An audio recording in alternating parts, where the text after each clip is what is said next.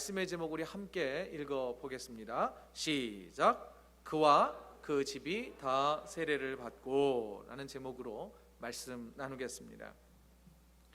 바닷가에 배들이 밧줄에 묶여 있는 걸 보면 틀림없이 뭔가 출항할 수 없는 상황이 생긴 것 같다라고 우리는 짐작해 볼 수 있습니다. 풍랑주의보가 내리든지 아니면 파랑주의보나 아니면 또 높은 파도에 의해서 뱃길이 막히기도 합니다. 지난 토요일에 저 나나이모에서 수련회 하는 우리 아이들 방문하려고 페리를 4번이나 탔어요. 그러면서 생각하기를 날이 만일 굳어서 못 나오는 일이 생기면 주일날 어떻게 할까 생각을 했던 기억이 있습니다. 또 마음이 급하니까 좀 배를 좀 빨리 가게 할 수는 없을까 그런 욕심까지 생기기도 했습니다. 그런데 배가 떠나는 시간이 정해져 있고 또 바람의 방향이라든지 아니면 파도가 높게 치지 않아야 배는 항해할 수 있는 것이라고 하는 게 우리는 상식적으로 다 잘 알고 있습니다. 자, 바울과 선교 일행이 드로아에서 머물고 있었습니다. 하나님께서는 드로아에서 에게해 바다를 건너서 마게도냐로 사도 바울을 가라고 명령하셨습니다. 지도를 한번 보실래요? 지도를 보면 이제 드로아에 있던 사도 바울과 선교 일행은 어떻게든지 빨리 저 마게도냐 지방으로 가려고 했습니다. 하지만 바닷길이 허락을 해주지 않았습니다. 별 수 없이 때를 기다려야 했지요.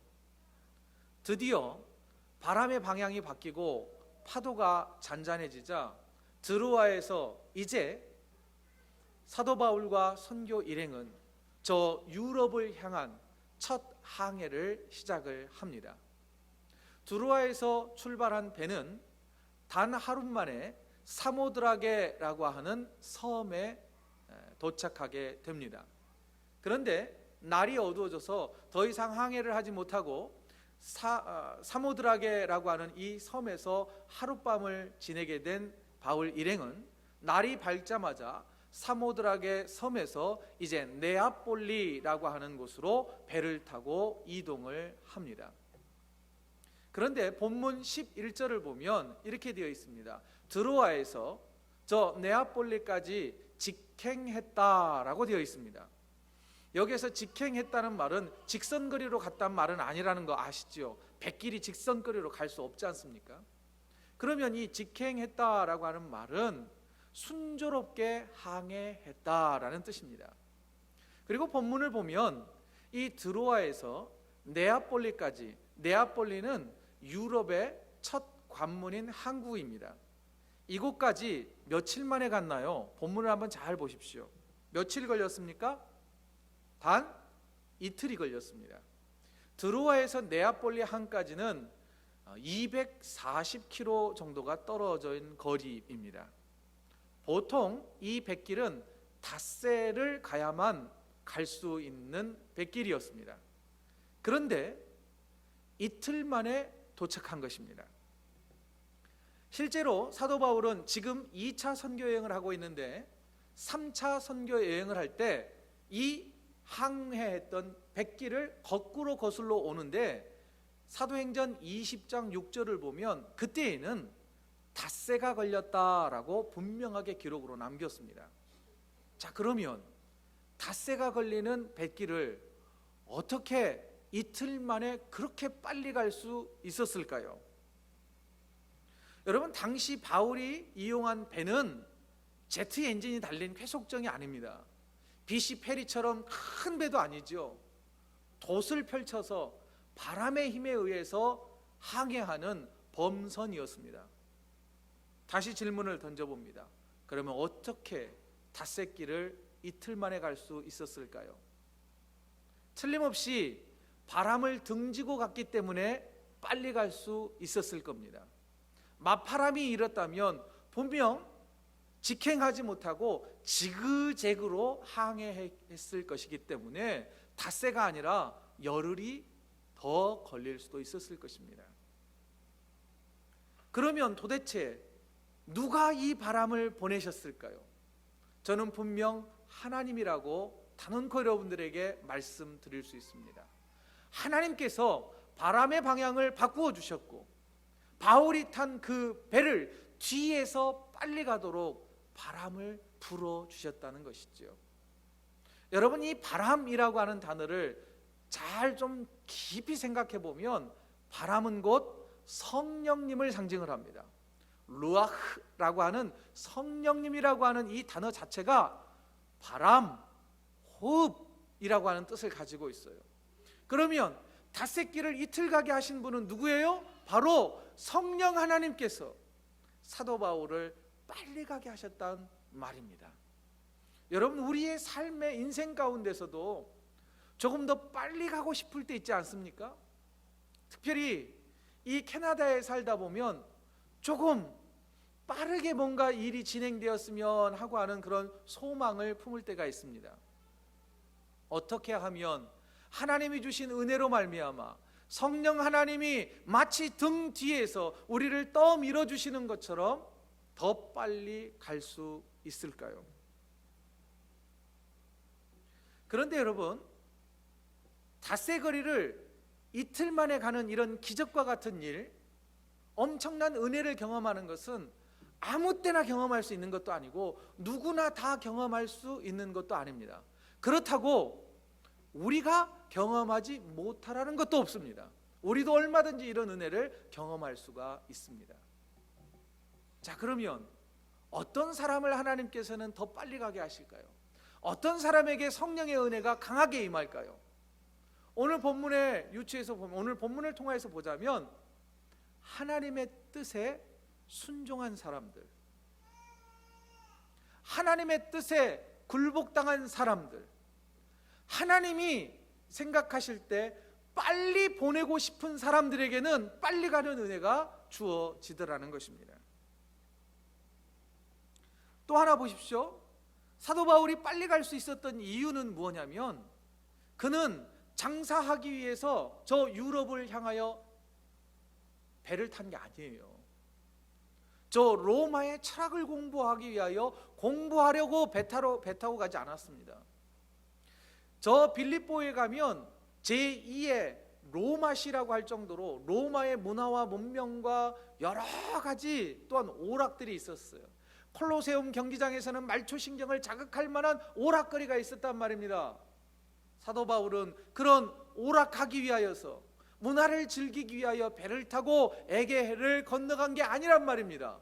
그는 오직 하나님의 명령에 순종하여서 말씀을 전하기 위하여, 선교하기 위하여 배에 올랐고 선교하기 위하여 갔던 그 바울과 선교 일행을 하나님께서는 더 빨리 가게 하셨다는 것입니다. 또 하나, 만일 우리가 빨리 가고 싶은데 길이 막히는 것 같다라고 생각할 때가 있을 것입니다. 하나님께서는 자꾸 우리의 길을 막으실 때가 있어요. 그때 우리의 반응은 어떻게 해야 할까요? 사도 바울처럼 기어코 하나님의 뜻을 거부하려고 하시겠습니까? 아니요.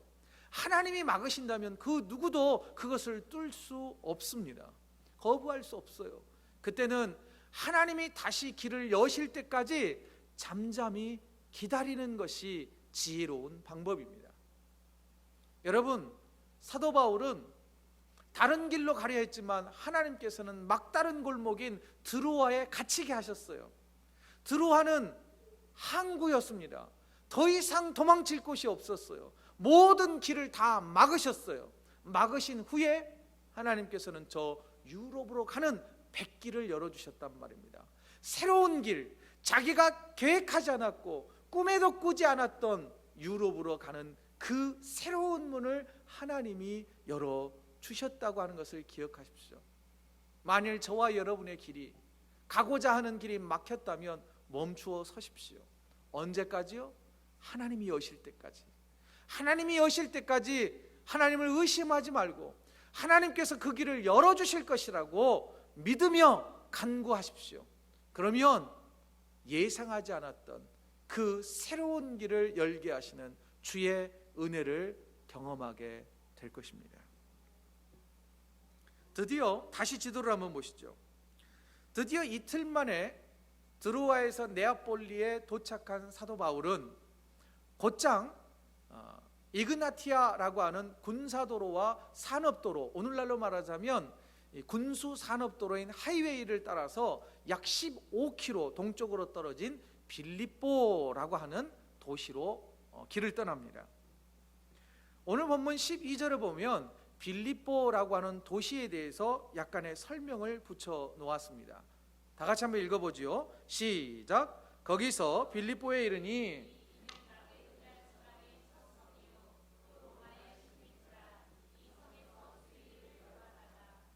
자, 12절에 보면 이 빌립보라고 하는 도시가 마게도냐 지방의 첫 성이었다. 그리고 로마의 식민지였다. 그리고 그곳에서 사도 바울과 선교 일행이 수일을 머물렀다. 이렇게 기록되어 있습니다.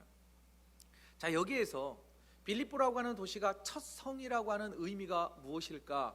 여러 가지 의견들이 있기 때문에 좀 설명을 드리겠습니다. 첫 성이라고 하는 의미가 캐피탈, 수도라고 하는 뜻은 아닌 것으로 보여집니다. 왜냐하면 당시 마게도냐의 수도는 데살로니가였기 때문입니다. 그렇다면 왜 첫 성이라고 그랬을까? 이제 지리적으로 당시의 마게도냐를 구별해 볼 때 저 터키 지역에서 이렇게 볼 때 관문으로 처음 네아폴리 지방부터 구역이 정해진다고 볼 때 가장 먼저 1차 구역, 2차 구역, 3차 구역으로 구분될 수 있었단 말입니다. 쉽게 표현하자면 바로 그 구역 가운데 첫 번째 구역에 빌립보라고 하는 도시가 있었기 때문에 첫 성이었다, 이렇게 표현한다는 것입니다. 또 하나는 빌립보는 당시 경제와 군사적으로 굉장히 중요한 요충지였습니다.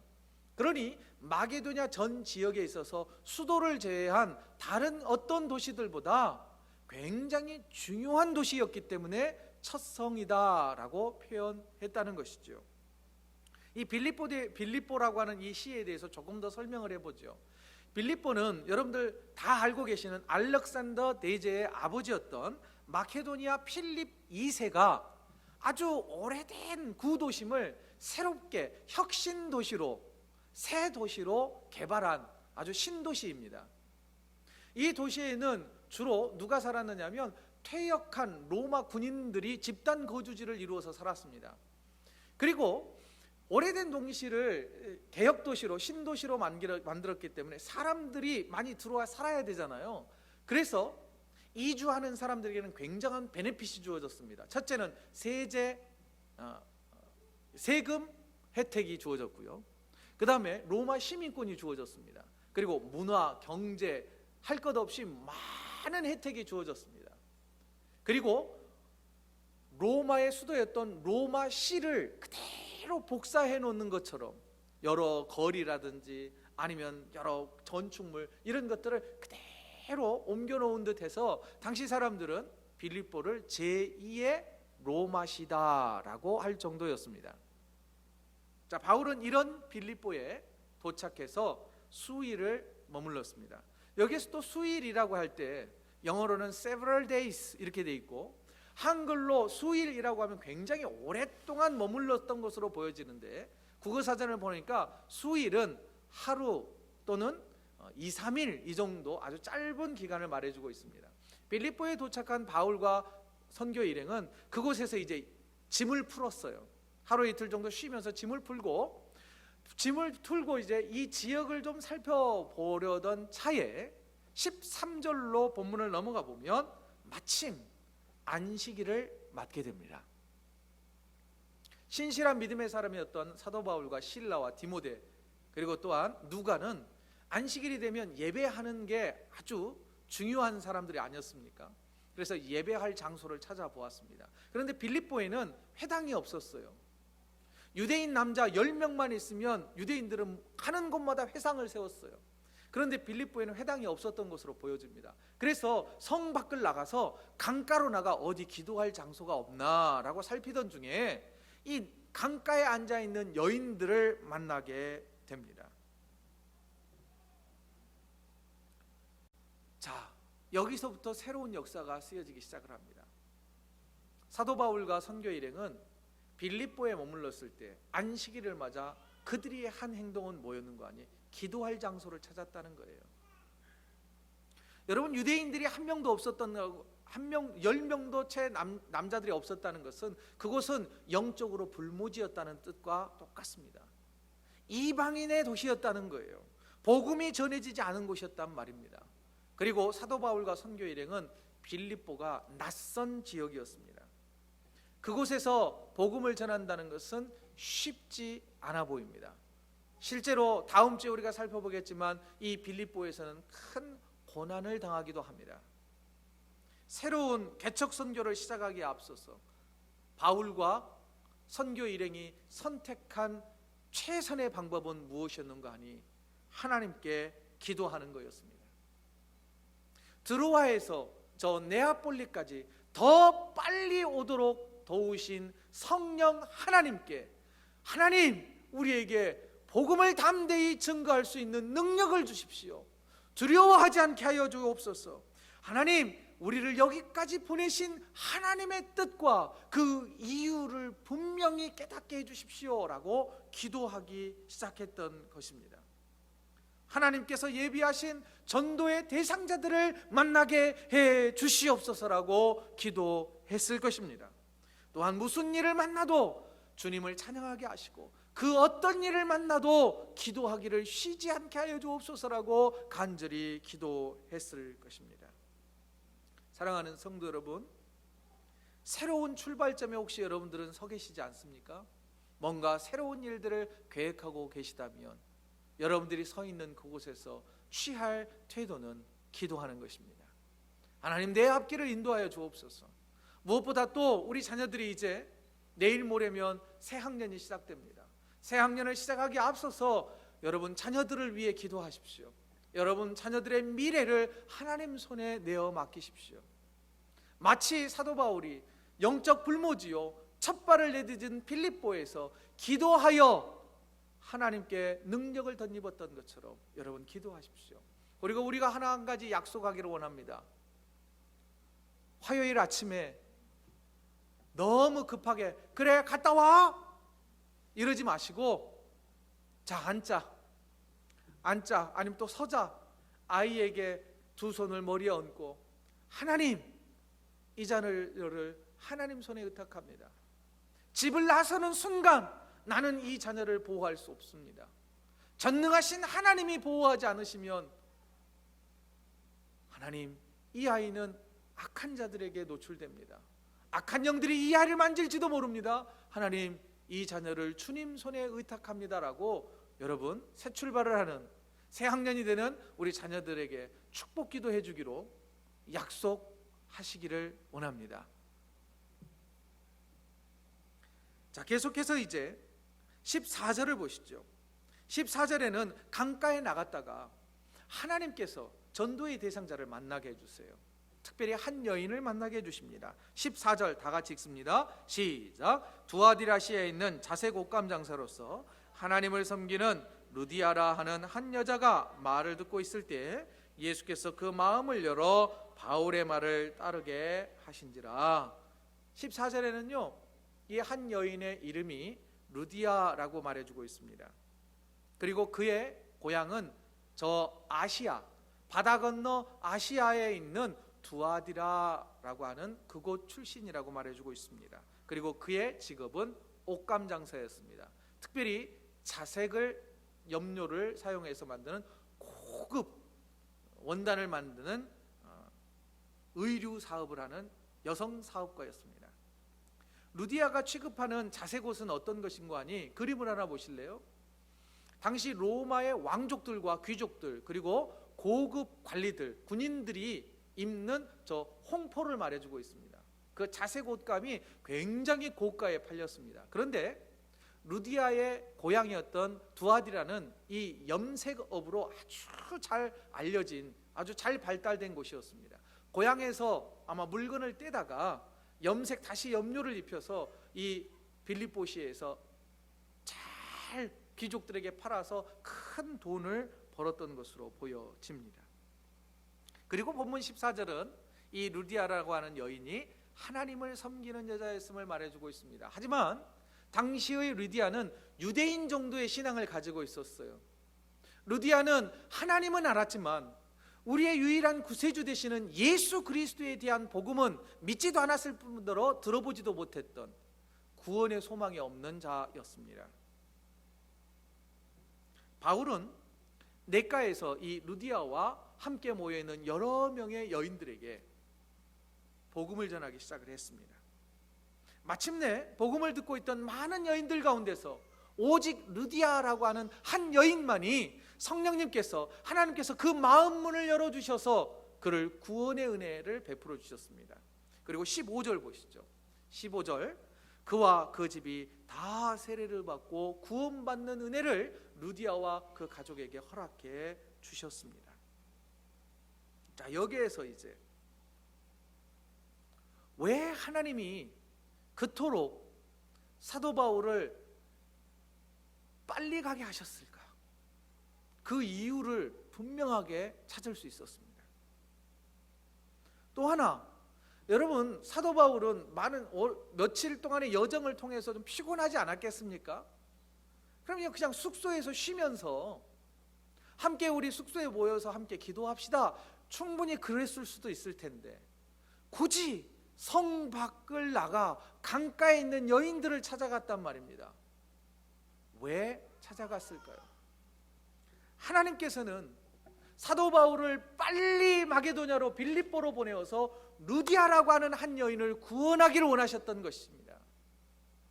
또한 굳이 강가로 보내어 그 여인을 만나게 하심으로 그와 그 가족들을 구원하시려고 하시는 오묘하고 세밀한 예정과 섭리가 있으셨다는 거예요. 이 모든 일은요, 하나님의 계획이셨습니다. 여러분 생각해 보세요. 만일 바울이 탔던 배가 하루만 늦게 네아폴리에 도착했더라면, 그리고 사도 바울과 선교 일행이 그냥 숙소에 앉아서 기도하기로 결정했더라면 루디아라고 하는 그 여인과 그 집에는 구원의 은혜가 임하지 못했을 것입니다. 그 시간을 조금 더 거슬러서 만일 하나님께서 아시아와 비두니아 지역에 머물러서 선교 활동을 하고 싶어 했던 사도 바울을 막지 않으셨더라면 그 루디아와 그의 가족은 어떻게 되었을까요? 하나님께서는 마치 이 루디아라고 하는 이 여인을 구원하시려고 기적과 같은 은혜를 베푸셔서 바울을 빨리 보내시고 강가로 내보내셨듯이 저와 여러분들을 구원하시기 위하여 하나님께서는 지금 세밀하고 오묘하신 예정과 섭리의 만남을 준비하고 계신단 말입니다. 자, 저와 여러분들을 구원하시기 위하여 하나님께서는 수많은 만남을 준비하시지 않았을까 생각해 봅니다. 특별히 여러분, 이 루디아라고 하는 이 여인은 원래 아시아에 있던 이 두아디라에 살던 여인이었습니다. 그런데 그가 돈벌이를 위하여서 이민 간 거죠. 사실 에게해를 건너서 빌립보라고 하는 마게도냐 유럽으로 간 겁니다. 그 여인을 추적하셔서 구원하시는 하나님의 섭리, 여러분 그런 섭리가 우리에게 있단 말입니다. 마치 우리들도 그렇지 않습니까? 한국에서 어떻게 살았는지는 모르겠으나 우리가 비행기 타고 배 타고 온 사람은 없을 테니까 비행기 타고 태평양을 건너왔습니다. 그런데 하나님께서는 하고 많은 그 교회들 가운데, 수많은 교민들 가운데 저와 여러분들을 만나게 하셨다는 거예요. 그리고 이 만남을 통하여서 예수 그리스도가 나의 구세주인 것을 날마다 재확인하게 하신다는 것입니다. 이것이 하나님의 은혜가 아니고서야 어찌 설명할 수 있겠습니까? 또 하나, 오늘 예배드리는 저와 여러분들의 모습은 마치 강가에서 삼삼오오 앉아있던 여인들이 사도 바울이 전하는 메시지, 복음을 듣는 것과 같지 않냐 이 말입니다. 그런데 사도 바울이 전하는 말씀이 선포되어질 때에 많은 여인들이 들었지만 오직 단 한 사람 루디아만이 그의 마음 문이 열려서 예수 그리스도의 복음을 영접하고 구원받는 은혜를 누렸단 말입니다. 그렇다면 우리가 여기에서 지금 많은 성도들이 함께 앉아 예배를 드리고 있지만 모두 다 은혜를 받지는 못한단 말입니다. 어떤 분에게는 하나님께서 그 마음 문을 열어주셔서 구원을 충만하게 내려주시고 놀라운 위로와 격려와 소망을 불어넣어 주시는 사람이 있는 반면에 하나님께서 그 마음에 그 어떤 감동도 주시지 않고 오늘은 목사님이 왜 저렇게 지루하게 설교를 하나, 오늘은 왜 저러나, 오늘은 왜 이리 에어컨이 춥지, 이런 생각에 빠져들게 하는 사람도 있을 거란 말입니다. 여러분, 그런데 보십시오. 루디아의 마음 문을 누가 열어주셨나요? 그가 스스로 열지 않았습니다. 주님이 열어주셨어요. 성경은 분명하게 말합니다. 주님이 그의 마음을 열어서 그를 하나님 자녀 되게 해주셨단 말입니다. 여러분, 이 시간 간구하십시오. 간절히 기도하십시오. 하나님, 내 마음의 문을, 영혼의 문을 열어서 선포되어지고 있는 예수 그리스도의 복음을 받아들이게 하여 주시옵소서라고 기도하십시오. 지금 기도하십시오. 주님, 내 마음의 문을 열어주옵소서. 그때에 우리에게는 알 수 없는 평강과 위로와 소망과 하늘의 은혜가 가득 채워질 것입니다. 그런데 말입니다, 이 루디아라고 하는 이 한 여인을 한번 생각해 보십시오. 그가 옷감 장사를 해서 비록 많은 재산은 지금 얻었어요. 왜냐하면 그에게는 집도 있었던 것으로 보여집니다. 많은 재산을 가진 여류 여성 사업가였어요. 그런데 그가 남편 없이 홀로 이민 와서 자식들 건사하고 거친 장사치들과 경쟁하면서 이만큼 자리를 잡을 때까지 얼마나 고단하고 힘들고 치열한 삶을 살았을까요?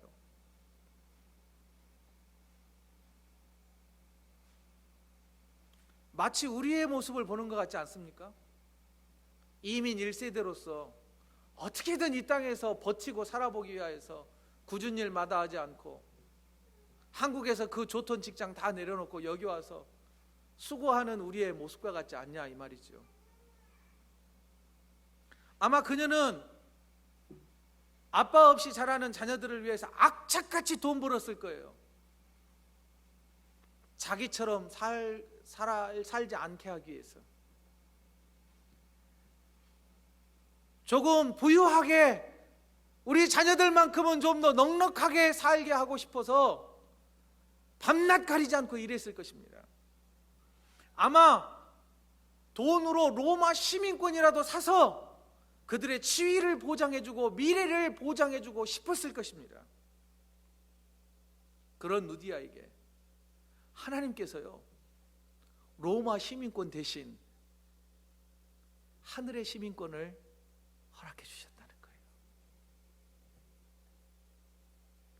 세속적 욕망을 따라서 어떻게든 그곳에서 떵떵거리며 남부럽지 않게 살아보려고 했던 그 여인의 삶의 가치관을 그 강가에서 변화시켜 주셨단 말이에요. 루디아는 이후로 바울의 동역자가 되었고 빌립보 교회를 자기 집에서 개척하게 했단 말입니다. 자기 집을 교회로 내놓았어요. 돈 버는 목적이 달라졌습니다.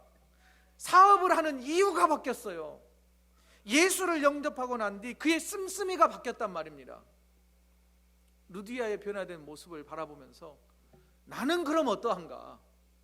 나는 예수 믿고 매 주일마다 이 예배당에 앉아서 예배를 드리는데 과연 내 삶에는 어떤 변화가 이루어지고 있는가?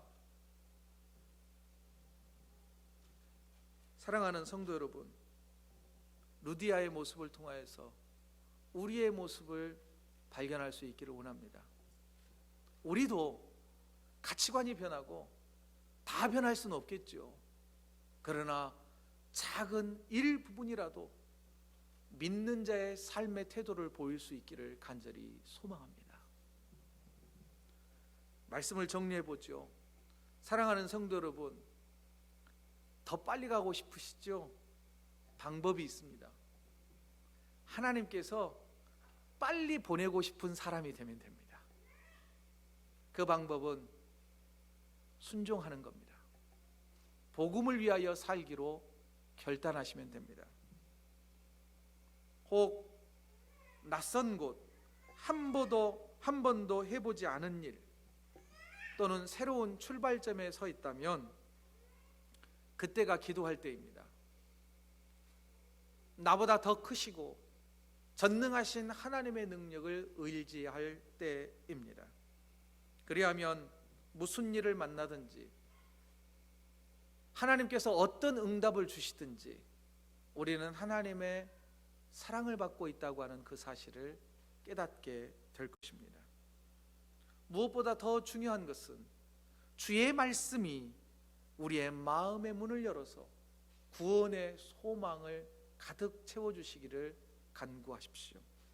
한 걸음 더 나아가 그 구원의 은혜를 가득 채운 우리의 삶이 단 1%라도 바뀜으로 인하여서 새로운 가치관과 하늘의 소망, 하늘 시민권자로 살아가는 저와 여러분의 삶이 되어 나뿐 아니라 우리의 온 식구들과 가정이 주의 자녀 되기를 주의 이름으로 축복드립니다.